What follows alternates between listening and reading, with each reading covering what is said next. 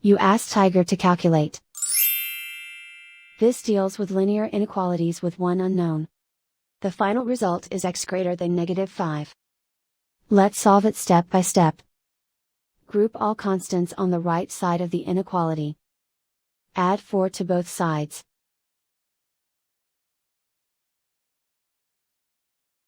Simplify the arithmetic.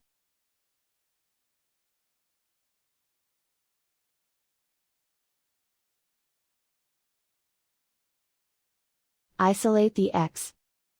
Divide both sides by 4.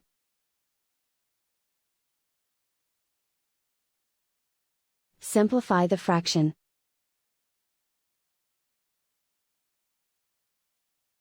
Find the greatest common factor of the numerator and denominator.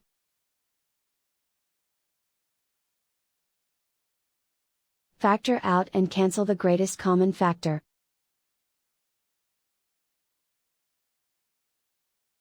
Plot the solution on a coordinate grid.